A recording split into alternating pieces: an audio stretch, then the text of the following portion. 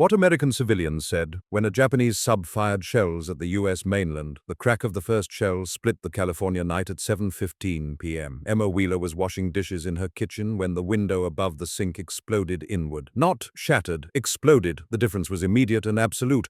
Glass didn't fall. It flew, driven by a pressure wave that seemed to come from the ocean itself. 200 yards down the bluff, the dish slipped from her hands. In the half-second before the next concussion, she heard her husband Ed's voice from the living room, tight and sharp. "Get down!" She didn't move. Her body wouldn't obey. Through the jagged frame where her window had been, she saw a flash on the dark water, orange, brief, like someone striking a match against the horizon.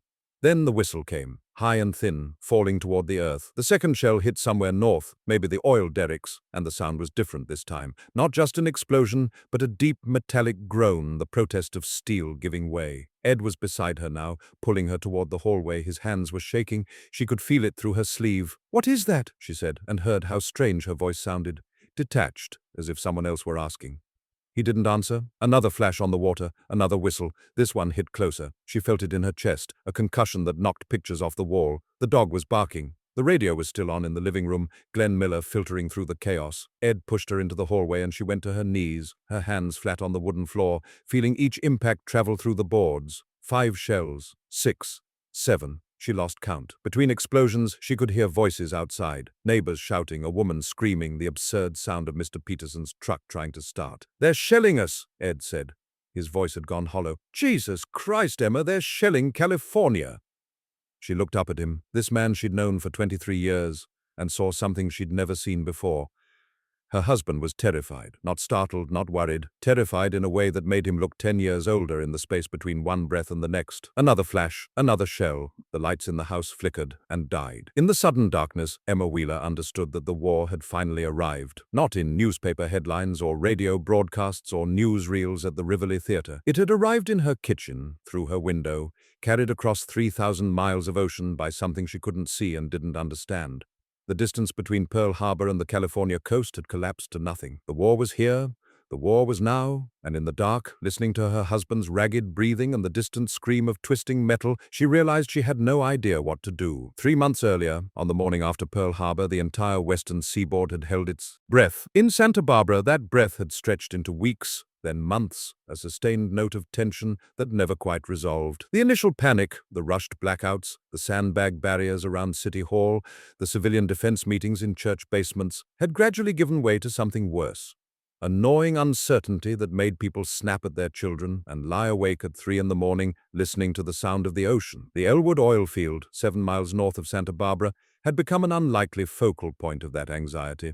It wasn't strategic in any meaningful military sense, just a cluster of derricks pumping crude from the seabed near the Elwood Pier, but it was visible from the water, a clear landmark, and in the strange calculus of wartime fear, visibility meant vulnerability. At the War Department in Washington, officers were drowning in contradictory intelligence.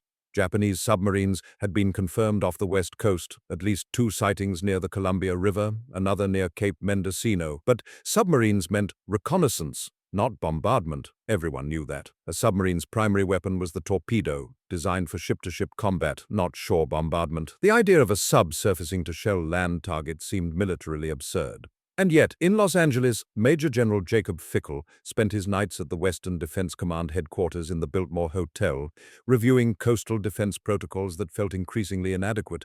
The searchlights could sweep the ocean, the spotters could watch for periscopes. But what happened if the enemy decided to ignore all established tactical doctrine?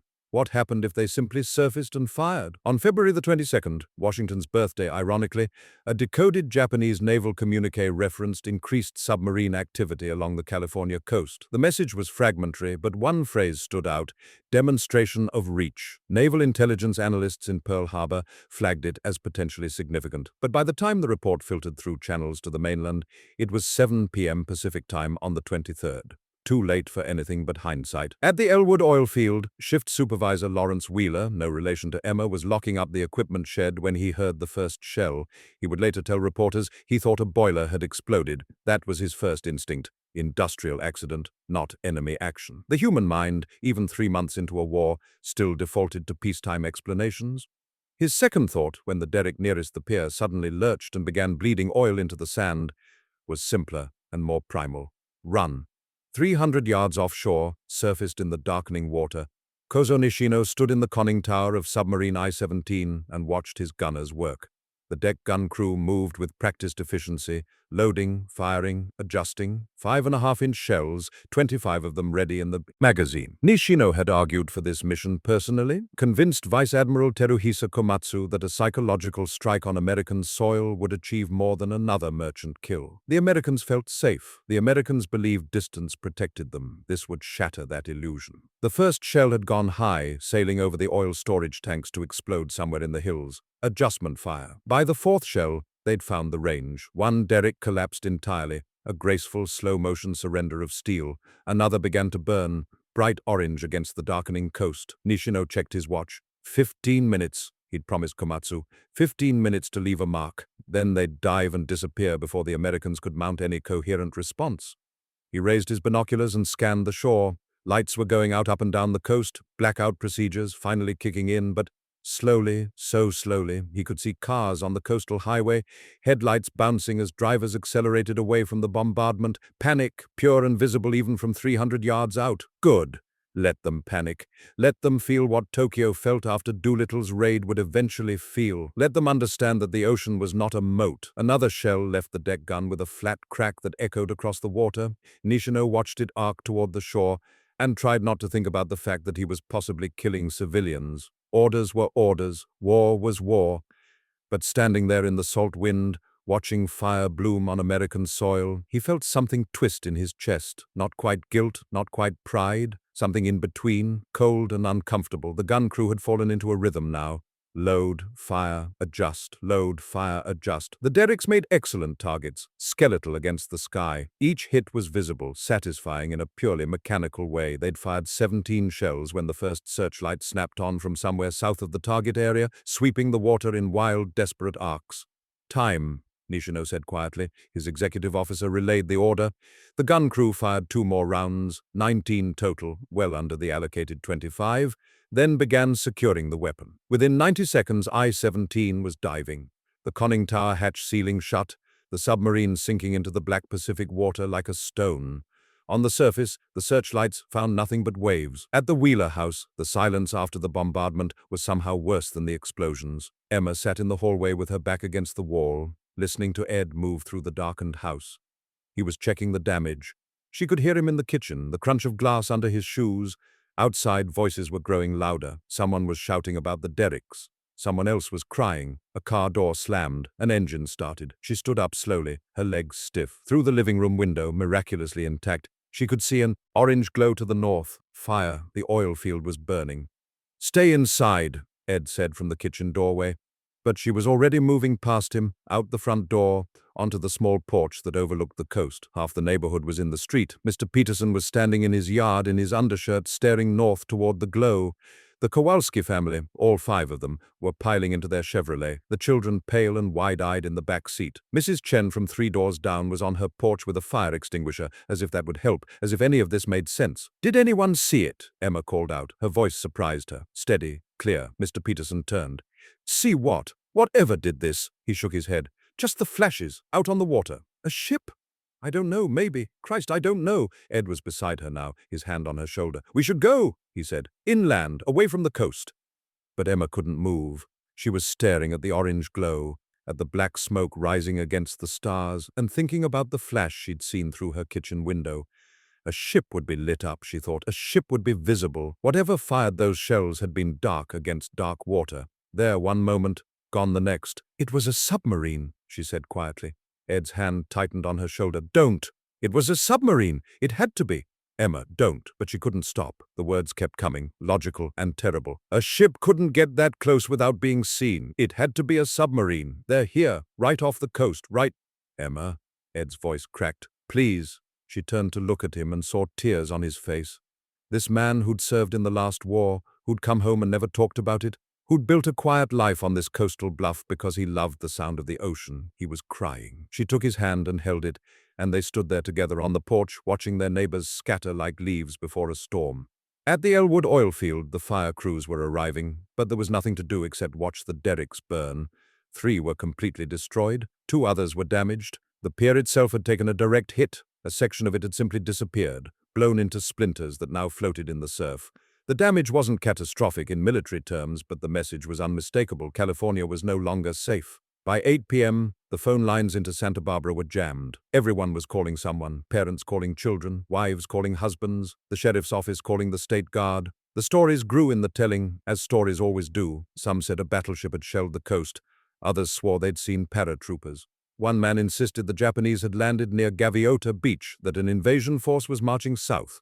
At the Santa Barbara News Press, editor Thomas Stork was trying to sort fact from hysteria. His reporters were bringing him fragments, confirmed explosions at Elwood, confirmed fire at the oil field, unconfirmed reports of casualties. He needed to publish something, but what? He'd been explicitly told by the military census office to minimize panic, to frame any attack as minor damage, to avoid specifics that might aid the enemy, but his phone was ringing off the hook. The citizens of Santa Barbara were terrified. They deserved the truth. He compromised, as he would have to compromise on every war story for the next 3 years. The morning edition would confirm the attack, acknowledge the damage, but emphasize that no one had been killed. It would be factual without being frightening, honest without being helpful to Tokyo. It would also, he knew, be deeply unsatisfying to everyone who read it. 50 miles south in Los Angeles, the first reports reached Lieutenant General John DeWitt at the Western Defense Command. His initial response was disbelief, not because an attack was impossible, but because the tactical logic made no sense. Why shell an oil field? Why waste ammunition on civilian infrastructure when harbor facilities, military bases, and industrial centers lay up and down the coast? Unless, he realized with cold clarity, the goal wasn't military, the goal was psychological. He picked up the phone and called Washington. It was nearly midnight on the East Coast, but Secretary of War Henry Stimson was still awake, still at his desk. DeWitt briefed him in clipped, precise sentences. Bombardment of Elwood oil field, duration approximately 20 minutes. Attacker unknown but presumed submarine, damage minimal, casualties none. Stimson was quiet for a long moment. Then, public response? Panicked, DeWitt said. As you'd expect. Can we contain it? Contain panic? No, sir, not a chance. Another pause. DeWitt could hear papers rustling on the other end of the line. Keep me informed, Stimson finally said. And John, prepare for increased submarine activity. If they did this once... He didn't finish the sentence. He didn't need to. DeWitt hung up and stared at the map of California on his office wall.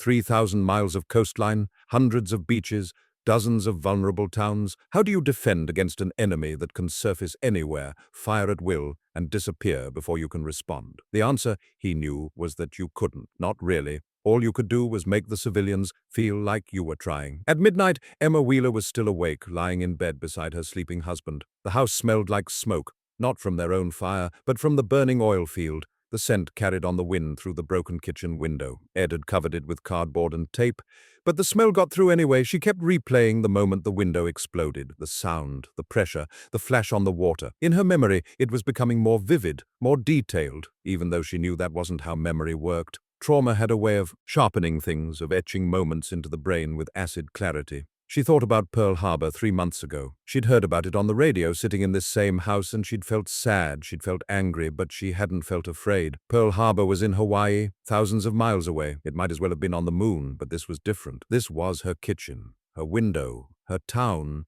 The war wasn't distant anymore.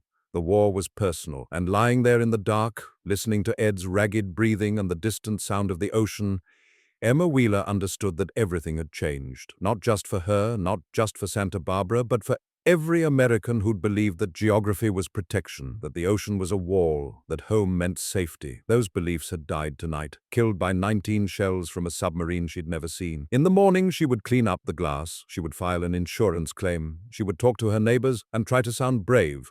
But right now, in the dark, all she could do was lie still and wait for dawn.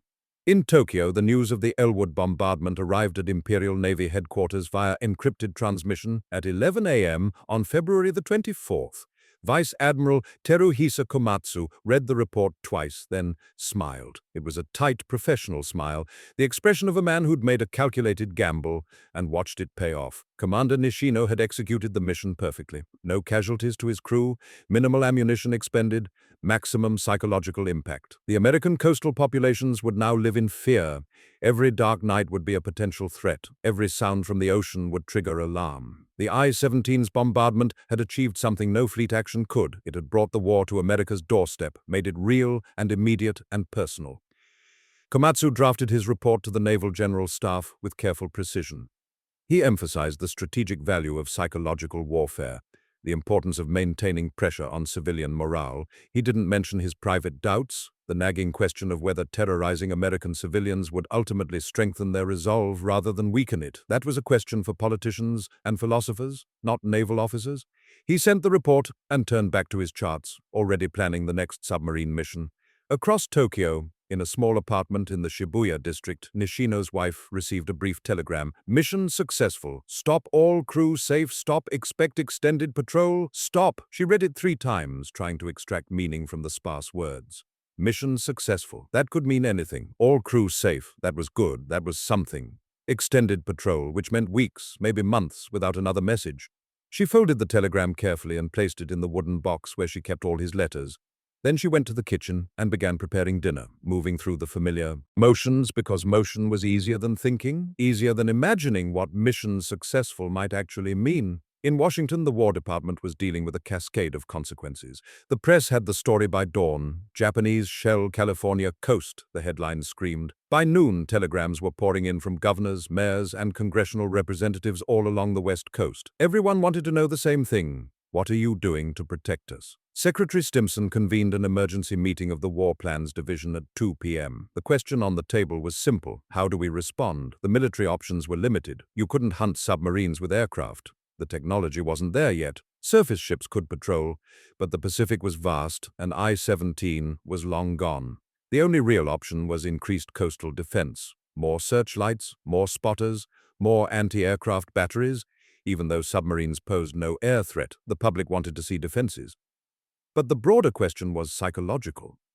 How do you calm a panicked population when the threat is real? How do you maintain morale when the enemy has demonstrated they can strike at will? Stimson, exhausted and frustrated, finally settled on a strategy that was part military, part theater.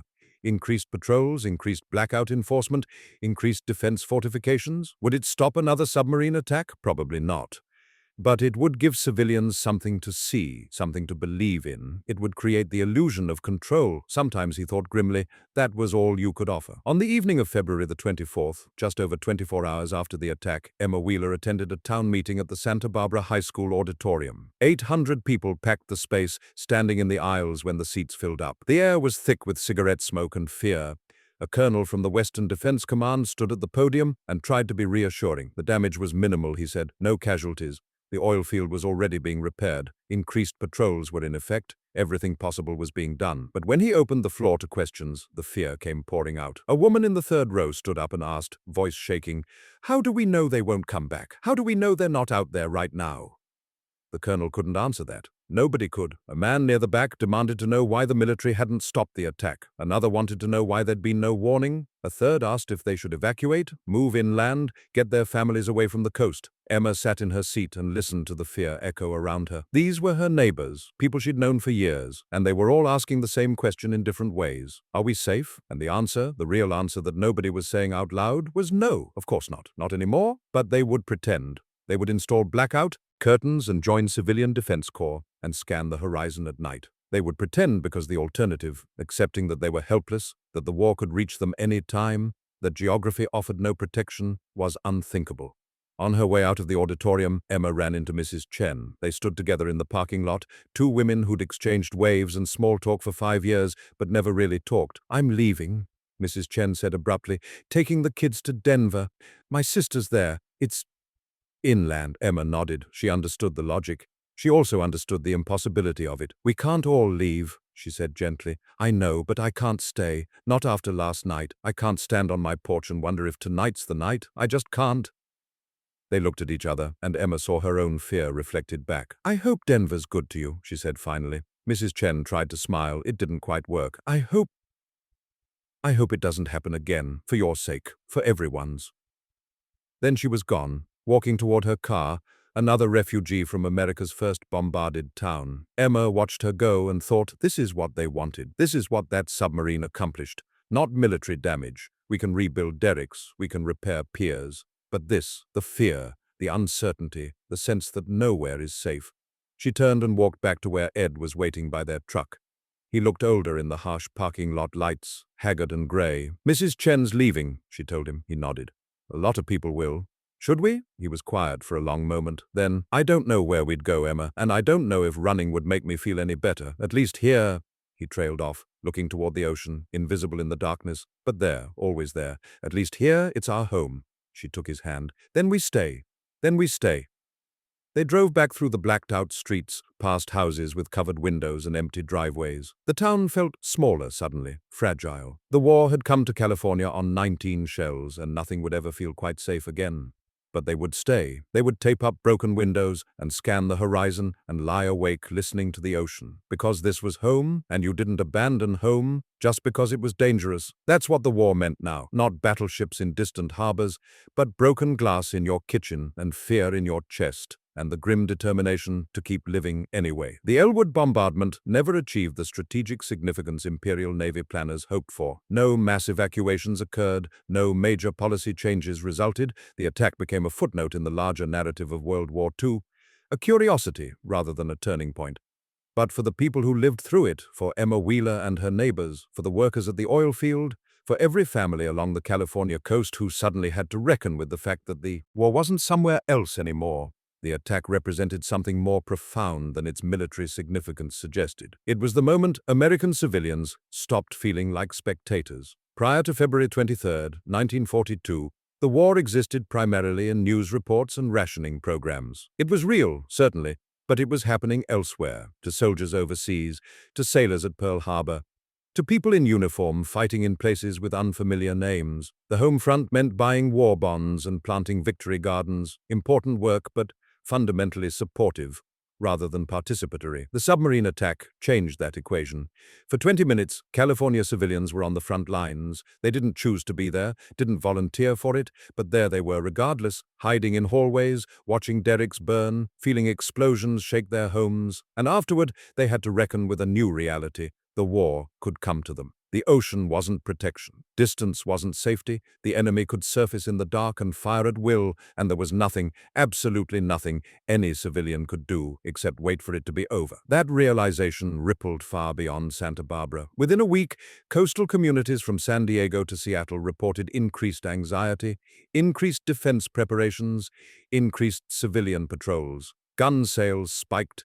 Blackout compliance improved. People watched the horizon differently, with a new wariness, a new understanding that danger could come from any direction at any time. Psychologists would later identify this shift as a critical moment in American wartime consciousness, the transition from theoretical threat to experienced reality. Pearl Harbor had shocked the nation, but it had shocked the military. The Elwood attack shocked civilians, made them understand viscerally that war didn't respect boundaries or categories. Civilians could become targets. Homes could become battlefields. Safety was provisional, temporary, always subject to revocation. The attack also revealed something about Japanese strategic thinking that American intelligence was still struggling to understand: the willingness to prioritize psychological over military targets. Commander Nishino could have used his deck gun ammunition to sink merchant vessels, disrupt shipping lanes, inflict measurable strategic damage. Instead, he chose to shell an oil field, to kill nothing but derricks and American sense of security. It was, in its way, a sophisticated calculation. Wars aren't won just on battlefields. They're won in the minds of populations, in the accumulated weight of fear and exhaustion and doubt. The I-17's bombardment didn't change the military balance in the Pacific, but it changed how Americans thought about the war. It made it personal. It made it immediate. It made it impossible to ignore. And in doing so, it may have achieved the opposite of its intended effect. Because frightened populations don't always break. Sometimes they harden, sometimes fear transforms into anger, and anger into determination. The people who stayed in Santa Barbara, who taped up their windows and joined civilian patrols and refused to evacuate, weren't exhibiting weakness. They were exhibiting a particular kind of stubborn American resilience, a refusal to be driven from their homes by fear. Emma Wheeler would later tell interviewers that the night of the bombardment was the worst night of her life, worse than any hardship that followed, worse than the years of rationing and worry and waiting for the war to end. But she would also say that the morning after, when she swept up the glass from her kitchen floor, she felt something shift inside her. She stopped being afraid, or rather, she learned to function despite being afraid. She learned that terror was survivable, that you could live through your worst moment and still get up the next day and make breakfast. That lesson, multiplied across thousands of Americans who lived through their own versions of February 23rd, became part of the fabric of the home front. The war wasn't elsewhere. The war was here, and they were going to get through it anyway. 3 weeks after the attack, Ed Wheeler came home from work and found Emma on the porch, sitting in her usual spot, looking out at the ocean. The broken window was fixed now, the glass swept up, the cardboard and tape removed. If you didn't know what had happened, you might not notice anything wrong. He sat down beside her without speaking. They'd developed a new evening ritual since the bombardment, sitting together as the sun set, watching the water turn from blue to gray to black. Not talking much, just being present. After a while, Emma said quietly, "Mrs. Chen wrote from Denver. She says she's not coming back." Ed nodded. Several families had left. The town felt emptier. "I've been thinking," Emma continued, still watching the ocean, "about that night, about how scared I was. I was so scared I couldn't think, couldn't move, just frozen. Anyone would be. I know, but afterward, when I had time to think about it, I realized something." She turned to look at him. "I was scared because I didn't know what was happening, because it was new, because I'd never been in danger like that before." Ed waited. He'd learned to let her work through her thoughts at her own pace. "But now I know," she said. "I know what it sounds like, what it feels like, and I'm still afraid, Ed. I'm terrified it'll happen again, but I'm not frozen anymore. Does that make sense?" He reached over and took her hand. "It makes sense." They sat in silence as the sun touched the horizon. Somewhere to the north, the Elwood oil field was operating again, derricks pumping, workers going about their business under the watchful eyes of newly installed coastal spotters. Life continuing because it had to. "I used to think the ocean was peaceful," Emma said. "Beautiful and peaceful. And now when I look at it, I see something else, something that can hide danger. But you know what? I still love it. I'm still glad we live here. Isn't that strange?" "Not strange," Ed said. "Human." She squeezed his hand and they watched the sun sink lower, painting the water orange and red and gold. Beautiful, despite everything. Dangerous, despite its beauty. Somewhere out there, beyond the horizon, I-17 was still patrolling. Commander Nishino had moved on to other targets, other missions. The war continued, would continue for another 3.5 years. More attacks would come, more fear, more uncertainty. But on this particular evening in March 1942, Emma and Ed Wheeler sat on their porch and watched the sunset and survived. And survival, Emma was learning, was a kind of victory all its own.